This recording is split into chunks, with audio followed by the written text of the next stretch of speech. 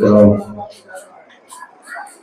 व फाज़ करम हाज़िरीन मजलिस उलमा किराम हज़रात शरीफ मोहतरम अस्सलामु अलैकुम व रहमतुल्लाहि व बरकातहू। अल्हम्दुलिल्लाहि वहदा वस्सलातु वस्सलामु अला मन ला नबिय्य बअदा वहदहू ला शरीका लहू व ला वज़ीरा लहू व ला नशीरा लहू व ला अव्वला लहू व ला आखिरा लहू व ला ज़ाहिरा लहू व ला बातिना अज़लियुन अबदियुन हदीयुन समदियुन फरदियुन फरीदियुन दाइमुन यदखुलु अशहदु अन ला इलाहा इल्लल्लाहु वहदहू ला शरीका लहू फ़क़द क़ाल अल्लाहु तबारक व तआला फ़िल क़ुरआनिल मजीद वल फ़ुरक़ानिल हमीद। अऊज़ु बिल्लाहि मिनश शैतानिर रजीम। बिस्मिल्लाहिर रहमानिर रहीम। वअतसिमू बिहब्लिल्लाहि जमीअन सदक़ल्लाहुल अज़ीम व सदक़ रसूलुहुन नबिय्युल अमीनुल करीम व नहनु अला ज़ालिका मिनश शाहिदीन व शाकिरीन वल्हम्दुलिल्लाहि रब्बिल आलमीन। पाक सल्ली अल्लाहुम्मा सल्ली अला सय्यिदिना शफीअना हबीबना करीमना नबियना मौलाना मुहम्मद व सल्लम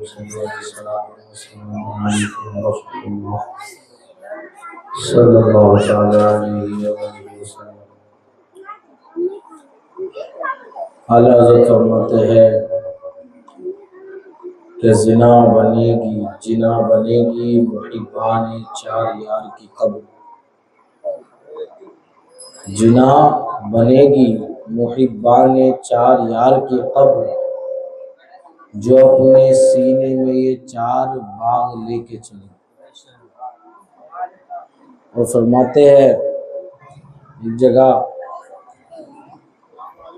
कि नूर की सरकार से पाया दोशाला नूर का, हो मुबारक तुमको ज़ुन्नूरैन जोड़ा नूर का।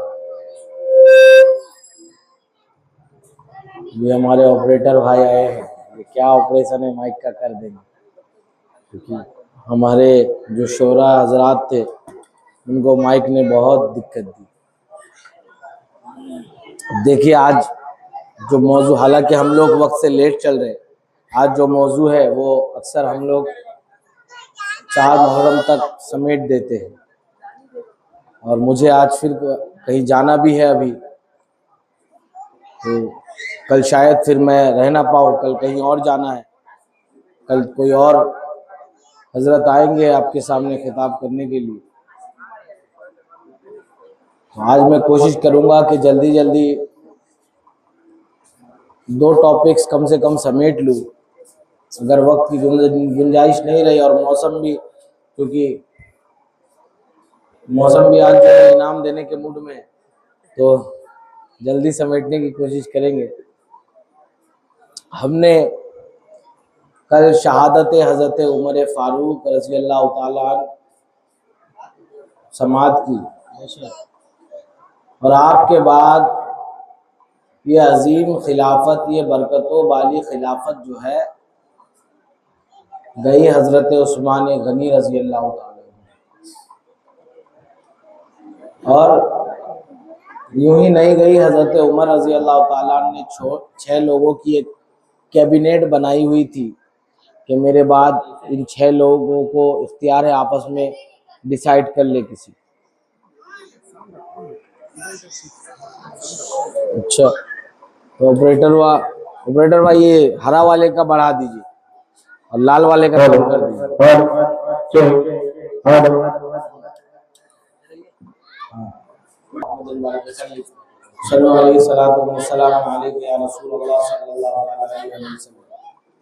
है बाबू, आराम से बैठ जाओ, तबरुक है। बिरयानी तो हो गया इंशाल्लाह, जब आप लोग 500-500 रुपया जमा कीजिए तो हो जाएगा इंशाल्लाह, कर लेंगे बिरयानी। बल्कि आपसे ज़्यादा जो है हमको ज़रूरत है बिरयानी की, आजकल सेहत जो है थोड़ी सी दुबला गई है।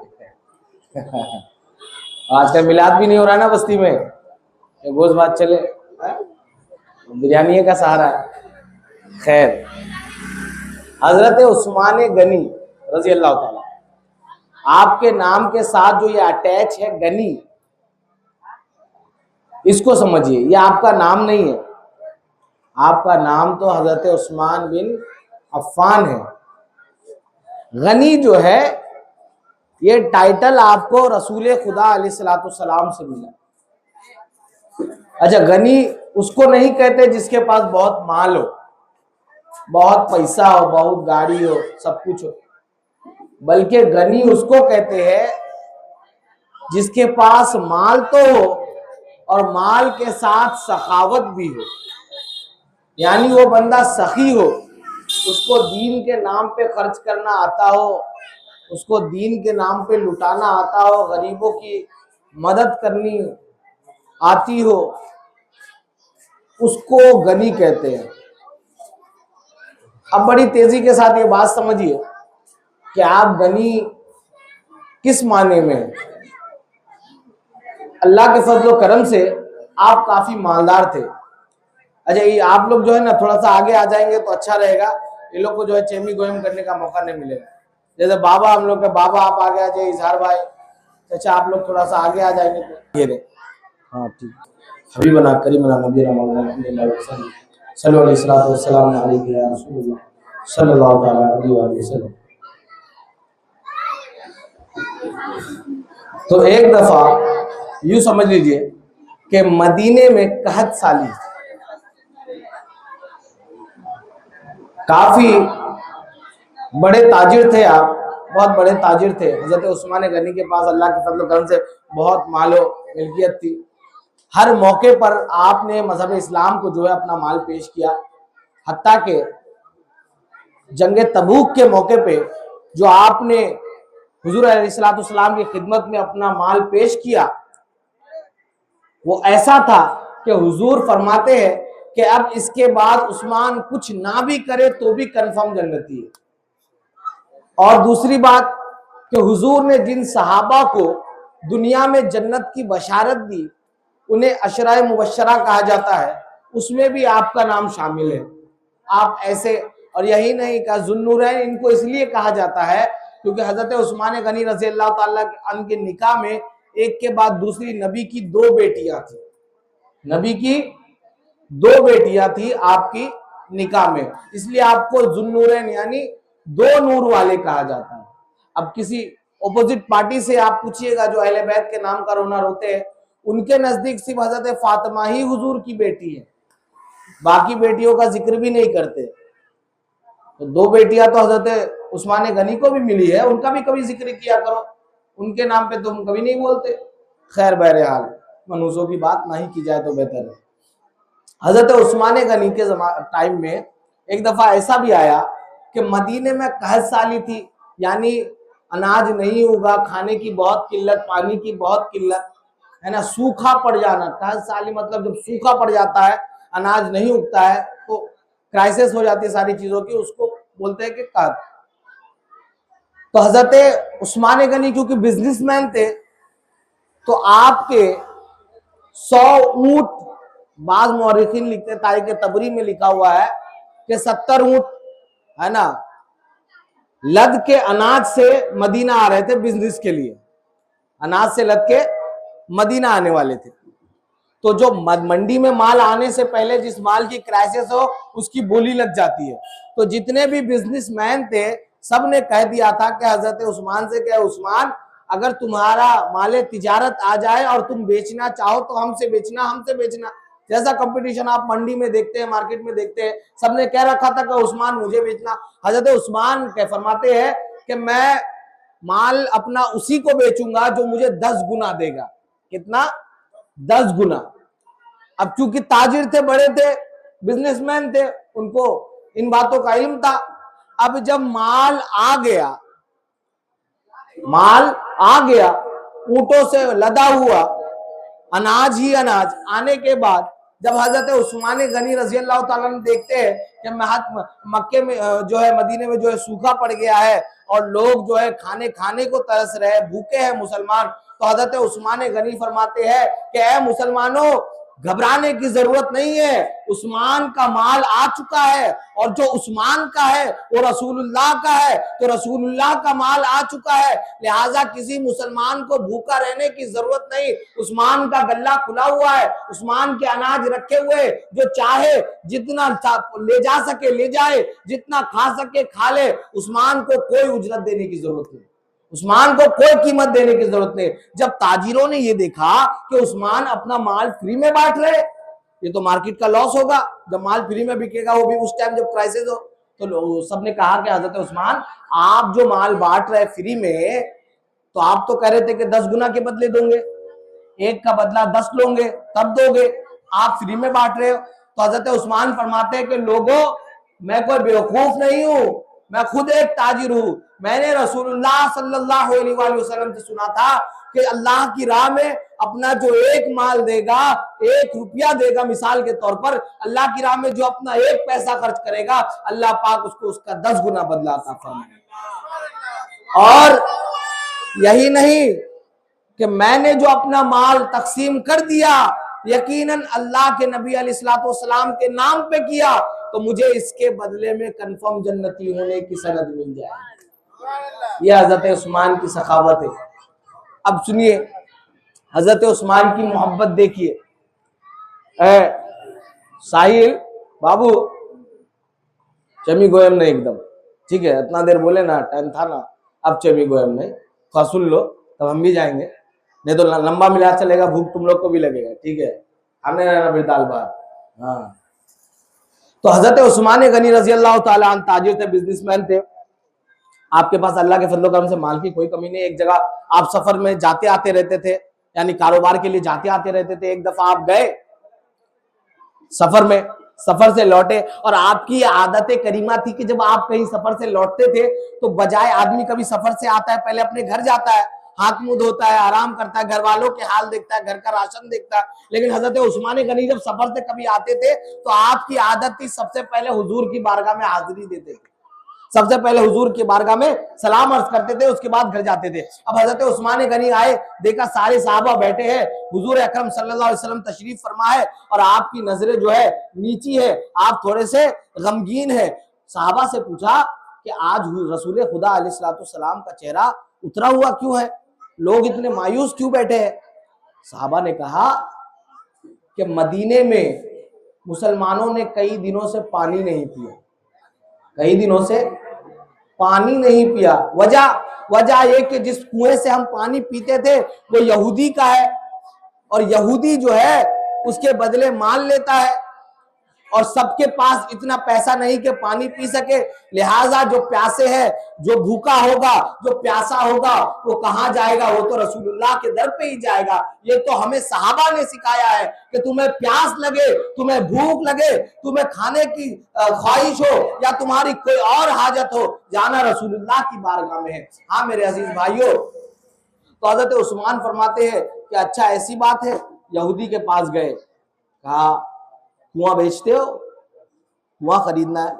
यहूदी कहता मैं नहीं बेचता, इस कुएं से तो मेरी तिजारत, बिजनेस, कारोबार, दुकान है। तो हजरत उस्मान ने कहा कि जो कीमत तुम लगाओगे मैं देने तैयार हूं, तुम कहो तो सही। तो उसने कहा मैं फिर भी नहीं बेचता। अब बाज मौरिखीन लिखते हैं यहाँ पर कि हजरत उस्मान ने आधा कुआं खरीदने की पेशकश की, और बाज मौरिखीन लिखते हैं कि हजरत उस्मान गनी रज़ी अल्लाह ताला ने पूरा कुआं खरीदा एक दिन पर, कि एक दिन तुम इस्तेमाल करोगे, एक दिन मैं। तो ये समझ लेते हैं कि एक दिन के लिए खरीदा, कि एक दिन उसकी बारी यहूदी की, एक दिन मुसलमानों की बारी।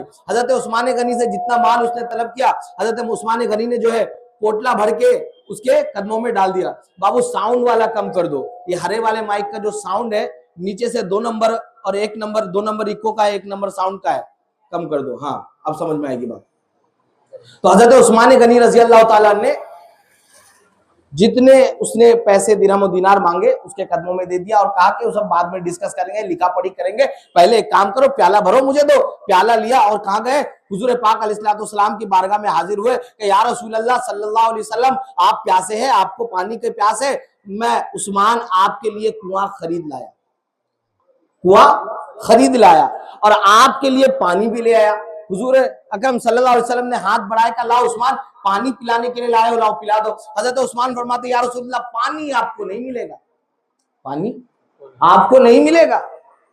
कहा कि लाए मेरे लिए हो, पिलाना मुझे चाहते हो, खरीदा मेरे लिए, फिर पिलाते क्यों नहीं? हजरत उस्मान फरमाते हैं कि या रसूल अल्लाह, कसम है उस जात की जिसके कब्जे में मेरी जान है, ये कुआं भी आपके लिए खरीदा, ये पानी भी आपके लिए लाया, पिलाऊंगा भी आपको, मगर ऐसे नहीं जैसा आप कह रहे हैं, आज वैसा होगा जैसा उस्मान कहेगा। उस्मान का दिल चाहता है कि पानी उस्मान का लाया हुआ हो, प्याला उस्मान का हो, हाथ उस्मान का हो, लेकिन होठ मुस्तफा की, होठ मुस्तफा की हो। हजरत उस्मान गनी ने प्याला हाथों में लिया, हाथ में लिया और दो जानों बैठे और हुजूर के लबे अक़दस आला हज़रत क्या फरमाते कि वो गुलहाए लबहात नाजुक उनके के जड़ते हैं हजार फूल जिनसे गुलाब गुलशन में देखे बुलबुल, ये देख गुलशन गुलाब में है, वो काफूरी लब हुजूर के। वहां पर हजरत उस्मान गनी ने प्याला दिया, हुजूर पानी पीते हैं, पानी पीने के बाद कहते हैं उस्मान, सारे साहबा को कहा कि आज उस्मान ने मुझे पानी पिलाया है, आज उस्मान ने मुझे पानी पिलाया है, कयामत का दिन होगा और जब मैं साहिबे कौसर बनूंगा, ये मेरा रब मुझे कौसर अता करेगा, हजरत उमर आएंगे मैं प्याला उनको दूंगा, हजरत अबू बकर आएंगे मैं प्याला उनको दूंगा, हजरत अली आएंगे मैं प्याला उनको दूंगा, लेकिन उस्मान जब तू आएगा तो मैं प्याला नहीं दूंगा। आज पानी तेरा, हाथ तेरे, होठ मेरे, वो कयामत का दिन होगा, मैं साहिबे कौसर बनूंगा। उस्मान उस दिन हाथ मेरे होंगे, होठ तेरे होंगे, हाथ मेरे होंगे, होठ तेरे होंगे। और यही नहीं, हजरत उस्मान गनी रजी अल्लाह ताला अन्हु से किसी सहाबी ने पूछा कि आपको तो बशारत मिल गई साहिबे कौसर के हाथों से जाम पीने का और साहिबे कौसर के कुएं का इख्तियार मिल जाएगा आपको, तो आप क्या करोगे? हजरत उस्मान गनी फरमाते हैं कि हुजूर जो मुझे प्याला देंगे पिलाने के लिए लोगों को, तो मैं सबको पिलाऊंगा सिवाय उसके के जिसके दिल में बुग़्ज़े अली होगा, सिवाय उसके के जिसके दिल में बुग़्ज़े उमर होगा, सिवाय उसके के जिसके दिल में बुग़्ज़े अबू बकर होगा। ये तो सहाबा के आपस में मोहब्बत है। और मेरे अजीज भाइयों, फिर जब मुसलमानों की बारी उस कुएं में होती थी तो मुसलमान बेचारे सीधे साधे सखावत, खुद भी खाओ दूसरों को भी खिलाओ। हम ऐसा नहीं करते कि एक पार्ले जी बिस्किट बांटा और पूछेंगे तुम्हारा नाम क्या है, धर्म क्या है, जात क्या है, मजहब क्या है। हमारी तो आदत है, ये हमारे खिलके रजा के जो नौजवान हैं कहते हजरत फोन किया, प्रोग्राम में था मैं कहीं पुठिया के आगे, हजरत गर्मी बहुत है, हम क्या करें, एसी चलवा दे,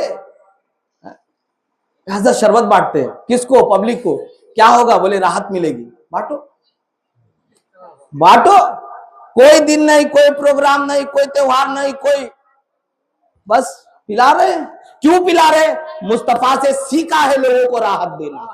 और हमें आतंकवादी कहते हैं, हमें जो है नक्सलवादी कहते हैं। जो लोग हम पे ये क्लेम लगाते हैं, याद रखो हम करबला वाले हैं। अगर हम चाहते तो उस दिन भी तख्ता पलट सकते थे।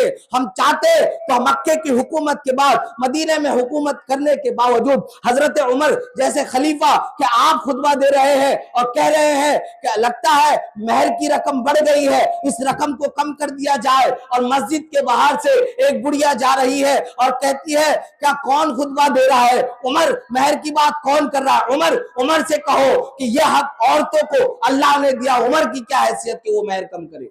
उमर की क्या हैसियत? तो हजरत उमर ने नहीं कहा कि पुलिस भेजो पकड़ाओ जालो जेल में, ना ना ना। हजरत उमर क्या कहते हैं कि यकीनन अम्मा ने सही कहा, मैं रसूलुल्लाह और अल्लाह के हुक्म से फिर नहीं सकता, और अपनी बात वापस ली। वक्त का खलीफा पावर में हो, हुकूमत अपनी हो, लोग अपने हो। ये तो बच्चों को भी जेल में डलवा देते हैं। ये तो जो है सिर्फ मुसलमान दिखना चाहिए। तो मैं ऐसी बातें करने से डरता इसलिए नहीं हूं क्योंकि मुझे जो है पता है कि हजरत यूसुफ अलैहिस्सलाम को भी जेल हुई थी। मुझे ये पता है कि हजरत इमाम हुसैन को शहीद कर दिया गया था, और जो है शहजादों को जो है क्या कहते हैं जिंदान में डालने के लिए कैदी बना के ले जाया गया था, शहजादियों को जो है कैदी बना कर ले जाया गया था। तो हमें कैद से भी डर नहीं लगता, हमें मौत से भी डर लेने लगता। और मेरे उस्ताद मुफ्ती महमूद अख्तर साहब काजी महाराष्ट्र फरमाते हैं, हमें जब बोलते रहते थे, जैसे हम कहते हैं हजरत बुखार है, छुट्टी चाहिए, मदरसे में पढ़ाई के दौरान छुट्टी चाहिए। क्यों? बुखार से क्या होगा? हजरत ज्यादा बुखार हो जाएगा, मर जाएंगे हजरत। हम लोग छोटे थे ऐसे ही कहते, मर जाएंगे हजरत। मतलब गधे डरते हो, मौत तो मोमिन की मेराज है, मौत तो मोमिन की मेराज है। और हमारे एक और उस्ताद गुजरे हैं, अभी बाहयात है, वो भी मुफ्ती महमूद अख्तर साहब भी बाहयात है। अल्लाह हमारे असातिज़ा को सेहत और सलामती अता फरमाए। हमारे सुनहरी जामा मस्जिद के पुराने इमाम और खतीब कारी अब्दुल हमीद साहब अभी भी बाहयात है, अल्लाह उनको सेहत और सलामती अता फरमाए। कहते हैं कि हुजूर ने जो किया, हुजूर ने जो किया कर गुजरो, बाकी बाद में देखेंगे। हुजूर ने जो किया कर गुजरो, बाकी बाद में देखेंगे।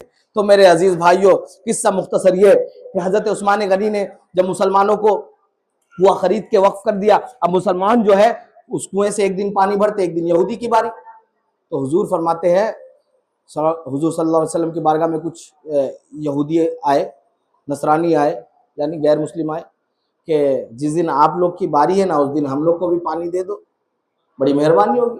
तो हम तो सखावत वाले, तो सब भर लो। तो जिस दिन मुसलमानों की बारी थी, उस दिन सारे लोग पानी भर लेते थे। अब अगले दिन यहूदी के पास कोई खरीदने ना आए पानी।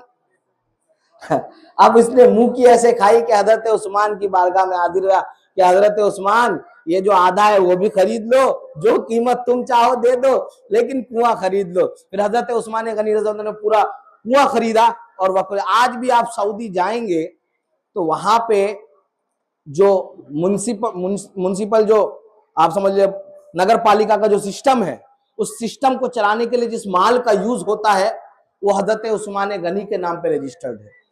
और वहां के बैंकों में हजरत उस्मान गनी के नाम पे अकाउंट्स मिलेंगे आपको, जो उस जमाने से वो कुएं की रकम से आज भी चल रहा है और कयामत तक चलता रहेगा इंशाअल्लाह। और वो पैसा जो है कभी खत्म नहीं होगा, चलता रहेगा, क्योंकि हुजूर की दुआ है।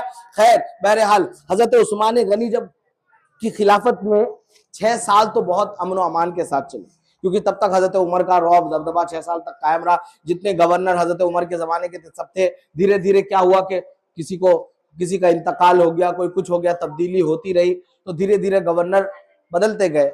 अब्दुल्ला इब्ने सबा ये जो था बलवाइयों का एक लीडर था, ये मुसलमानों पे जुल्म करने लगा। तो हजरत उस्मान गनी रजी अल्लाह ताला अन्हु के पास जब उनकी शिकायत आई तो हजरत उस्मान गनी ने कहा कि इनको वार्निंग भेज दो कि अगर ये अपनी आदतें नहीं सुधारते हैं तो इनको इनके पद से माजूल कर दिया जाएगा।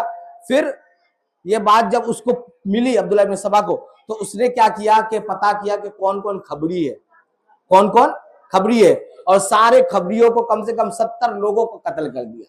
70 मुसलमानों का कत्ल कर दिया।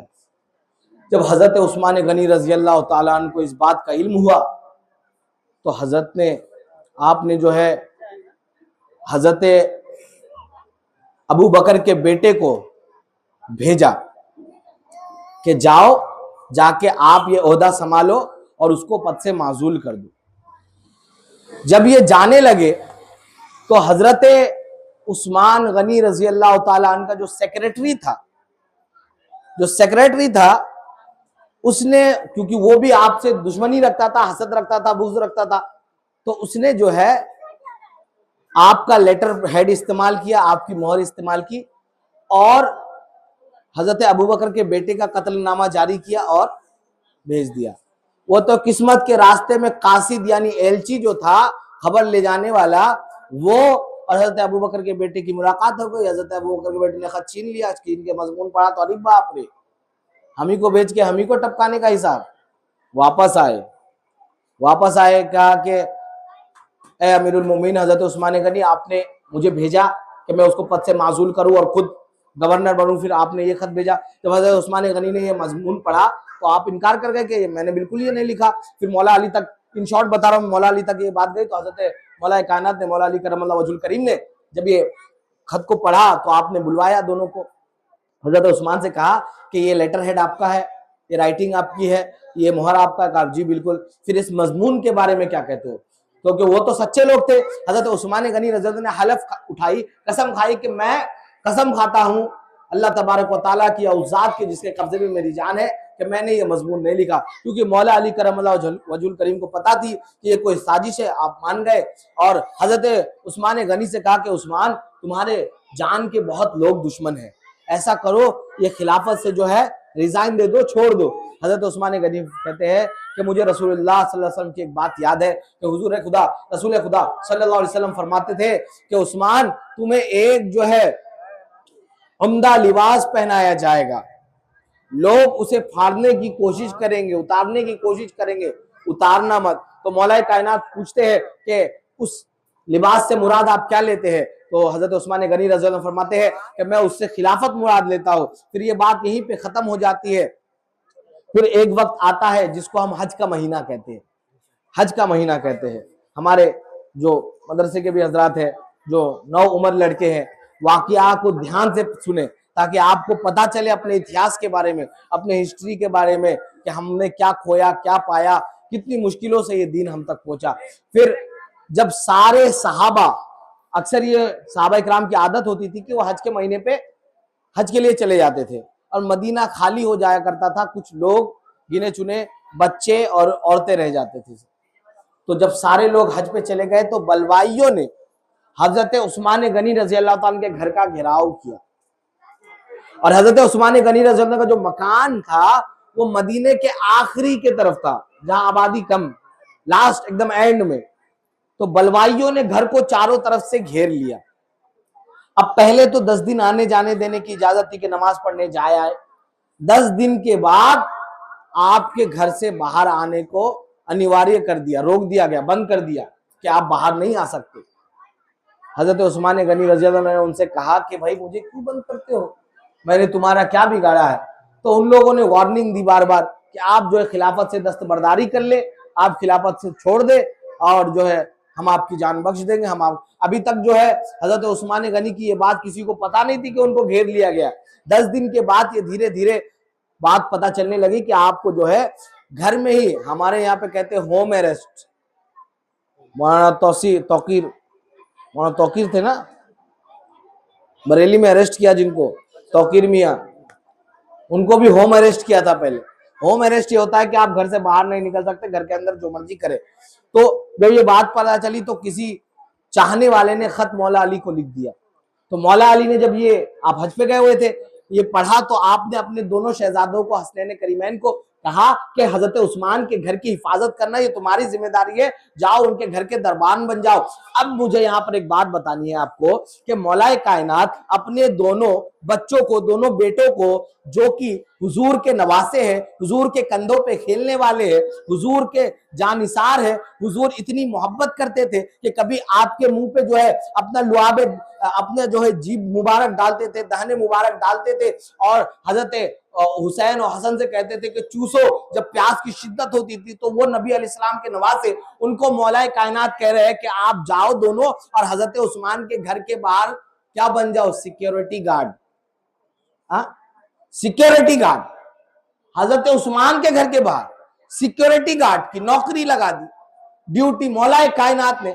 अब तुम कहते हो कि दुश्मन थे, तुम कहते हो कि दुश्मन थे, जबकि अपने बेटों को भेजा सिपाही बना के, वो भी गार्ड बना के कि दरवाजे पे खड़े रहना, हजरत उस्मान को कुछ होना नहीं चाहिए।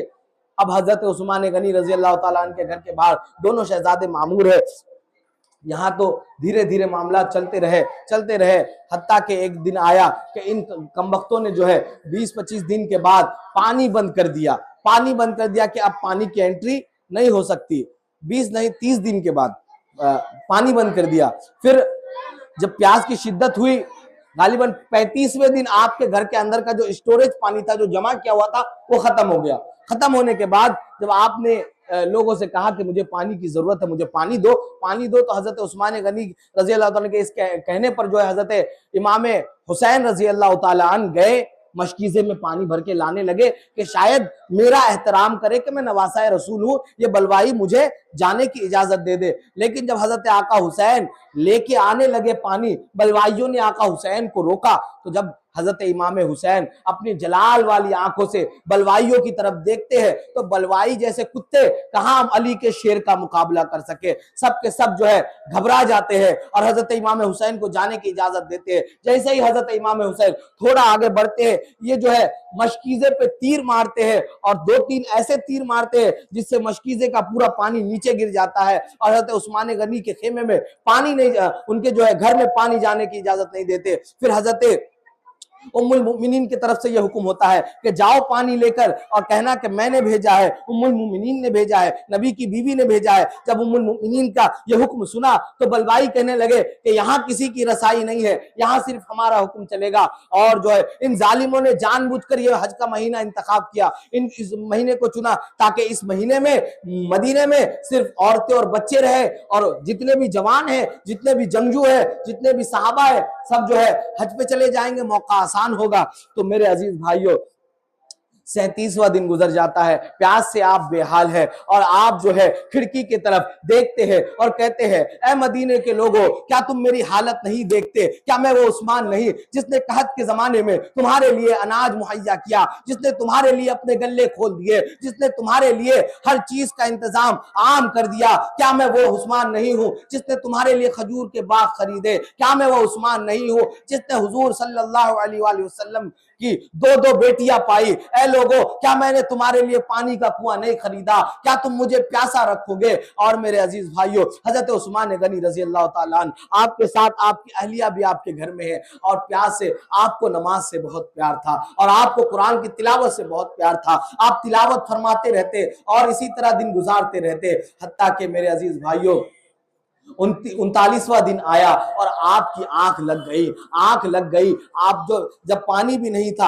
आप तो वैसे ही रोजा रखा करते थे, अब इफ्तार के लिए जो पानी होना चाहिए वो भी आपके पास मौजूद नहीं था, लिहाजा बिना सहरी में कुछ खाए, बिना इफ्तार में कुछ खाए मुसलसल रोजे चल रहे हैं। आहा मेरे अजीज भाइयों, आज मेरे उस्मान की क्या हालत हो गई है। हजरत उस्मान गनी सो रहे हैं, ख्वाब में उनका नसीबा फिर से जागता है और दोनों आलम के मालिक व मुख्तार हुजूर अक़दस सल्लल्लाहु अलैहि वसल्लम तशरीफ लाते हैं और कहते हैं ऐ उस्मान क्या हाल है? हजरत उस्मान फरमाते हैं या रसूल अल्लाह, आपकी उम्मत ने बड़ा दर्द दिया है, आपकी उम्मत ने मुझे यरगमाल बना दिया है, आपकी उम्मत ने मुझे कैदी बना लिया है। या रसूल अल्लाह, भूख की शिद्दत है, प्यास की शिद्दत है, बड़ा प्यासा हूं। या रसूल अल्लाह, पानी पीना चाहता हूं। हुजूर अकरम सल्लल्लाहु अलैहि वसल्लम फरमाते हैं ऐ उस्मान फिक्र न कर, बहुत जल्द तू मेरे पास आएगा और मेरे साथ इफ्तार करेगा, मेरे दस्तरखान में इफ्तार करेगा। ऐ मेरे गमों के मारे उस्मान, तू फिक्र न कर, बहुत जल्द तू मुझसे मिल जाएगा। हाँ मेरे अजीज भाइयों, आंख खुलती है, ये 40वां दिन है। आप जो है 40वें दिन बैठे हुए कुरान पाक की तिलावत कर रहे होते हैं। कुरान पाक की तिलावत करते करते, क्योंकि आगे के दरवाजों में हसनैन करीमैन है, दोनों शहजादे मौजूद हैं। अब किसकी मां ने वो दूध पिलाया है कि अली के शेरों से पंगा लेकर हजरत उस्मान के घर में दाखिल हो। इन जालिमों ने क्या किया कि ऊपर से घुसने की कोशिश की और हजरत अबू बकर के बेटे जिनके बारे में खत गया था, झूठा खत भेजा गया था, वो भी आते हैं और आने के बाद अंदर घुसते ही हजरत उस्मान गनी का कॉलर पकड़ लेते हैं और पकड़ने के बाद कहते हैं क्या तुम मुझे मारना चाहते हो? तो हजरत उस्मान गनी फरमाते हैं ऐ अबू बकर के बेटे, क्या तू नहीं जानता कि मैं दामाद पैगंबर हूं? क्या तू नहीं जानता कि तेरे बाबा के साथ मेरे कैसी दोस्ती थी? क्या तू नहीं जानता कि तेरे बाबा मुझसे कितनी मोहब्बत किया करते थे? क्या तू मुझे मारना चाहता है? जब ये बात कही तो हजरत अबू बकर के बेटे जो थे वो रोने लगे और कहने लगे मुझसे गलती हो गई, मैं आइंदा कभी आपके लिए ऐसी नियतें बनाकर आप पे जुल्म ढाने या आपकी तौहीन करने नहीं आऊंगा। जब ये कहा और बलवाइयों से कहने लगे कि ऐ बलवाइयों दूर हो जाओ, कोई मेरे आका उस्मान पे जुल्म नहीं करना, उनके खिलाफ तलवारें ना उठाना। बलवाई किसकी सुनने वाले थे? उन्होंने जो है उन बलवाइयों ने जो है हजरत अबू बकर के बेटे को धक्का दिया और हजरत उस्मान गनी रज़ी अल्लाह अन्हु पे ऐसा वार किया कि आपके जो है इस हिस्से पर वार किया कि खून का कतरा एक ऐसा उड़ा, कुरान जो खुला हुआ था आप तिलावत फरमा रहे थे उस पे जाके गिरा। आपकी अहलिया आपको बचाने के लिए आई, ऐसा वार किया कि जो है आपकी जो है उंगलियां कट गई। मेरे अजीज भाइयों, एक एक वार जो है, एक वार ऐसा किया कि हजरत उस्मान गनी के पैर को जख्मी किया, आप गिरे और कुरान के उस आयत पर जो जहां पे आपका खून मुबारक गिरा वही आयत थी, वो सिबगतल्लाह व मन अहसनु मिनल्लाहि सिबगा व नहनु लहु आबिदून। मेरे अजीज भाइयों, हजरत उस्मान गनी का खून बहने लगा, हत्ता के आपने कलमा शहादत पढ़ा और इस दुनिया फानी से कूच कर गए, आपकी शहादत हो गई। इन्ना लिल्लाहि व इन्ना इलैहि राजिऊन। मेरे अजीज भाइयों, जब आपकी शहादत हुई एक कोहराम उठा, आपकी अहलिया चिल्लाने लगी और हजरत अबू बकर के बेटे चीखने लगे। हसनैन करीमैन अंदर आए, देखा कि बलवाई है। आप जैसे ही आपने वार किया, इन जालिमों ने हजरत इमाम हुसैन और हसन का भी लिहाज ना किया। हजरत इमाम हसन के इस हिस्से पर, हाथ के इस हिस्से पर ऐसा वार किया कि आप जो है जख्म लेकर बैठ गए और आपके हाथ से तलवार छूट गई। अल्लाह अल्लाह, इन बलवाई जालिमों ने जब देखा कि अली के दो दो शेर हैं, इनसे मुकाबला करना बड़ा ही मुश्किल है, मैदान छोड़कर फरार हो गए। और जब मौलाए कायनात को यह खबर मिली, अल्लाहु अकबर, मौलाए कायनात ने दोनों शहजादों को पकड़ा, यानी हजरत हसन को और हजरत हुसैन को पकड़ा और तमाचे मारे, थप्पड़ मारे कि तुम्हारी ये जुर्रत हुई कि तुम्हारे होते हुए, तुम्हारी मौजूदगी में कोई उस्मान का कत्ल करके चला गया, तुम क्या कर रहे थे। दोनों शहजादे बड़े नादिम थे कि बाबा जान, हमने तो बहुत कोशिश की, लेकिन ये जालिम, ये डरपोक, ये कायर पीछे से घुसे, ये सामने से आने की जुर्रत नहीं रखते थे। अल्लाह अल्लाह, मेरे अजीज भाइयों, फिर हजरत उस्मान गनी के जनाजे को जन्नतुल बकी की ओर ले जाया गया जब, तो बलवाइयों ने वहां पर भी कोहराम बर्पा किया कि हम हजरत उस्मान को जन्नतुल बकी में दफन होने नहीं देंगे। तो कुछ ही दिन पहले, गालिबन इन मामलात के पहले 2-2.5 महीना समझ लीजिए पहले, जन्नतुल बकी के आखिरी के तरफ आपने एक बाग खरीदा था। वो बाग हुजूर के पैर, जहां आप आराम फरमाए, वहां से आपके पैर की तरफ सीध में है। तो साहबा ने कहा कि आपको वहां दफना दिया जाए। जब वहां लेके गए, तदफीन हो गई, तो हजरत अबू हुरैरा रोते हुए आए, अपनी पगड़ी उतारी और सर पकड़ के रोने लगे। मौलाए कायनात पूछते हैं कि अबू हुरैरा, क्या हो गया है तुम्हें? जो होना था वो हो गया, अब किस सदमे में पड़े हो सर पकड़ के? तो हजरत अबू हुरैरा, ये हमारे हजरत अबू हुरैरा वो सहाबी है जिनसे सबसे ज्यादा हदीसें मिलती है, सबसे ज्यादा हदीसें मिलती है। हजरत अबू हुरैरा फरमाते हैं कि मैंने रसूलुल्लाह सल्लल्लाहु अलैहि वसल्लम के मुंह से सुना है कि उस्मान की कब्र जहां बनेगी, मेरी कब्र से उस्मान की कब्र तक जितना हिस्सा होगा वो जन्नत का एक हिस्सा होगा, जितना हिस्सा होगा। अब बताइए, हजरत उस्मान गनी के बारे में ये बशारत जब मौला कायनात ने सुनी, तो फरमाते हैं कि पहले बताना था, अगर तुम मुझे ये बात पहले बताते तो मैं घोड़े दौड़ाता और दुनिया के किसी एक दूर कोने में ले जाकर हजरत उस्मान गनी को दफन करता, ताकि पूरा हिस्सा जन्नत का एक बाग बन जाए। मेरे अजीज भाइयों, वो जो हिस्सा, एक उस तरफ हजरत उस्मान गनी का मजार, इस तरफ समझ लीजिए आका दो आलम का, बीच में जो हिस्सा पड़ता है वो तो वैसे भी जन्नतुल बकी है। और जन्नतुल बकी को यूं ही जो है जन्नत की एक क्यारी नहीं कही जाती। मेरे अजीज भाइयों, ये हमारे हजरात सहाबा व अहले बैत की देन है, हुजूर पाक अलैहिस्सलाम के खानदान की, खानवादे की कुर्बानियों का सिला है। मेरे अजीज भाइयों, वक्त बड़ा कलील है, इसीलिए हालांकि मैं चाहता था कि आज मौला कायनात की भी शहादत का वाकया बता दूं, लेकिन कल कोशिश करूंगा, कल तो मैं नहीं रह पाऊंगा, कोशिश करूंगा कि शिरकत करूं। अगर न रह पाया तो परसों मैं एक दिन में 3-4 टॉपिक, थोड़ा टाइम ज्यादा लेकर, आप जल्दी आने की कोशिश करें, मैं खत्म करने की कोशिश करूंगा। अल्लाह पाक हमें और आपको दोनों जहान की भलाइयां नसीब फरमाए। और जो सवालों जवाब का सेशन है उसको अब शुरू करते हैं।